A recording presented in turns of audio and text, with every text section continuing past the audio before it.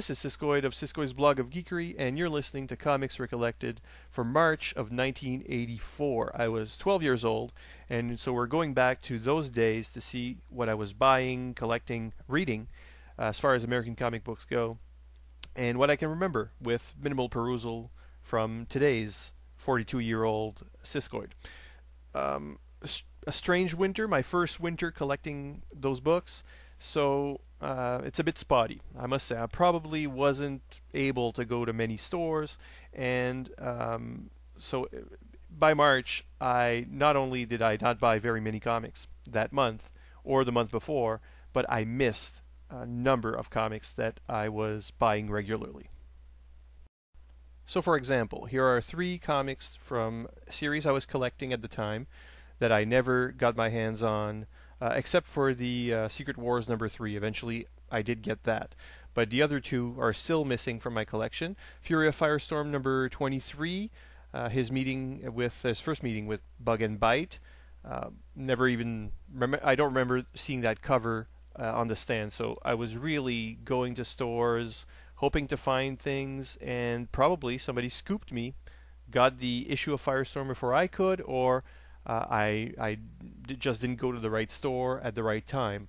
So this is an issue that would have come out in February. So I missed a lot of issues in February, and that's why my previous episode was both January and February, because I got so few in the second month of the year. Same thing with XMen number 181, which I guess has a story with Lockheed, and it's like a dragon love kind of thing.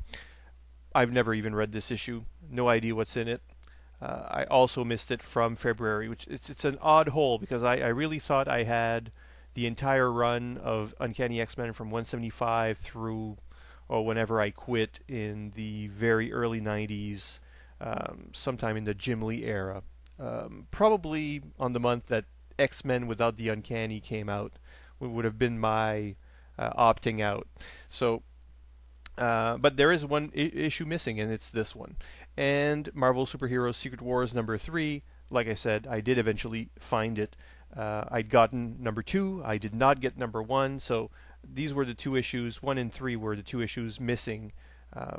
Like this big crossover, which I see on the cover is called The Crisis Within. So they're kind of they're a couple years, or they're a year before Crisis on Infinite Earths, and almost scooping the title. So for the comics I did get in March of '84, we can start with DC Comics Presents number 70, which is the Superman and the Metal Men featured team up for that month. I love the Metal Men. This was a nice little showcase for them. A lot of transformations. Their personalities are on show, of course, although the story itself, the plot, isn't particularly memorable. It's by Paul Kupperberg with Alex Saviuk on art. So looking back at it, it's a fairly ordinary issue of DC Comics Presents, but at the time I was really taken with these characters, and wish I could have seen more of them through my youth. So whenever they'd appear, I'd usually try to get that comic. Okay, so while I missed Fury of Firestorm number 23, I did get number 24.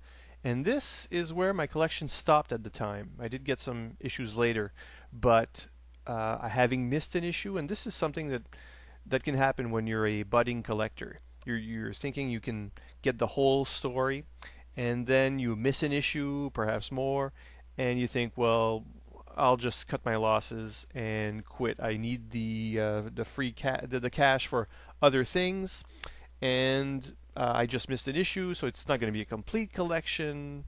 Perhaps there were other reasons for my disinterest, but I stopped reading Fury of Firestorm after this. It's got the second part of the Bug and Bite story, which is fine, but it does feature a different art team on it. So it's neither Pat Broderick.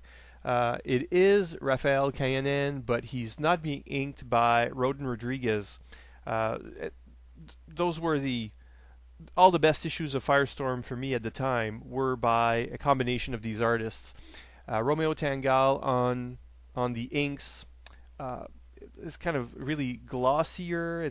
There's less of an angsty, detailed feel to the art. And even looking at it now, in retrospect, I can see why I like the art less. In fact, Romeo Tangal has never been my favorite artist. There's something strange about the eyes. Like he draws them without pupils, even when we're talking about straight humans. Obviously, Firestorm doesn't have any pupils, but just like a fully colored iris without the pupil. That kind of thing, which is usually a trademark of his art. Not something I like very much. So I quit the book. That's all I can say about that. Except I should also speak about the Blue Devil free preview that's inserted in that issue of Firestorm. Here it is. It doesn't have the origin of Blue Devil, but it does have. It refers to it, and of course tries to get you to buy the ongoing, which was about to come out. Blue Devil fights the trickster. I always want to say the trapster, but the trickster, a Flash villain, and a special effects artist, which is perfect because Blue Devil's real identity is a stuntman, so they work in the movie business. There's a link there. It's a perfectly fun issue, Paris Cullen's art, all of that, 16-page, mini comic kind of thing. I didn't go on to pick up Blue Devil. I'm not sure why. Later in life I would sample more issues and really like it. The weirdness magnet element to the character. It's the kind of fun superhero comic I like today, but at the time, it just wasn't something that I continued to pick up, even though that preview was perfectly fine, perfectly good. One of the reasons, of course, might be that I was getting more and more into Marvel comics.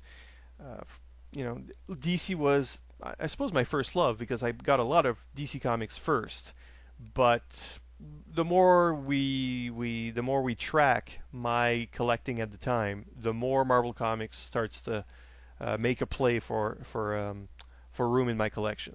So Uncanny XMen 182, that's definitely part of why I started to love Marvel Comics. The soap opera element, the X-Men were certainly at the forefront of this. The issue features first of all a new costume for Rogue, which isn't all that great really, but it does play to artist John Romita Jr.'s strengths, the kind of lines he does and all that. And it's certainly better than the sort of green jumpsuit with the hoodie that she wore as a member of the Brotherhood of Evil Mutants, and that she continued to wear in the X-Men. This was a good issue for me because it was a good entry point into Rogue's character. She was not a character that I'd met in the very first issue of X-Men I'd read, so seeing her there with the team in 175 and from then on, I was always wondering, well, what's the deal here? Why does she have Ms. Marvel's powers? Who is Ms. Marvel, for that matter? I really didn't know. So this issue recaps all of this and explores what having Carol Danvers' mind in her does to her. So why she's become a hero, what influence Carol has on her personality. And she gets really confused and busts some heads over at S.H.I.E.L.D. There's some nice action there.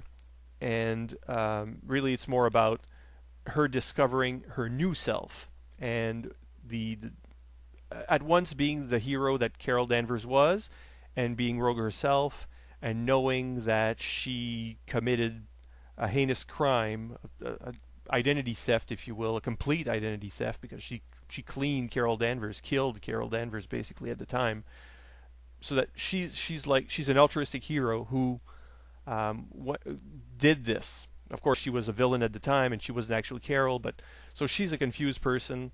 This is pretty much what X-Men was all about: being confused, being a teenager, questioning who you are. That's the theme behind the stories, Chris Claremont's stories. So this is a very good solo issue for Rogue, where this is explored. What if the Hulk went berserk? Which doesn't sound like a what if whatsoever, because the Hulk's always going berserk. But what if number 45 was my first what if issue, even though in the last episode we talked about number 44, which starred Captain America, which I went back to get after I sort of fell in love with the what if concept. So once again, we've got a double-sized issue. by Peter Gillis, who did a lot of those last What If issues. And it's like many of the best What Ifs, it hinges on a very small change in in Marvel history that causes a huge, important change. So in the story, Bruce Banner is races into the bomb test site to push Rick Jones into a ditch. Now, as it actually happened, the bomb exploded right in the back of Bruce Banner himself, who wasn't in the ditch at the time. So, and he becomes the Hulk. So, because of this irradiation. In this story, they don't quite make it. He was a little slower to do it. So, the only shield Rick Jones has is Bruce Banner's body itself. So somehow their minds are linked, and when he turns into the Hulk, he can feel Rick Jones in his head, and Rick can act as a calming influence, except Rick's dying from radiation poisoning, and all of this is making the Hulk rather distraught, and so he never actually comes out of his rage. So he's the Hulk until, somebody has to put him down. So a lot of heroes die and all of that. It's got, well, obviously a pretty cool cover by Bill Sienkiewicz, who did a lot of these covers at the end there. The Peter Gillis story is drawn by Ron Wilson, who's a fine artist, but it's the inkers, the Aiken and Garvey inking team that really makes this book shine. They were great on a number of issues from in Rom Space Knight, which I reviewed quite a great deal on my blog. So we've got a very good looking double-sized book. So I can totally see why I went back to get that Captain America. The concept of parallel Earths and the art and a lot of bang for your buck, which actually is a buck.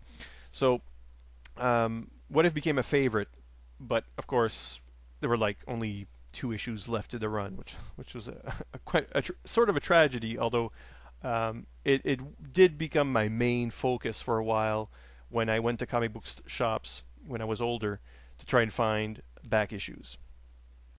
And that's it for March of '84.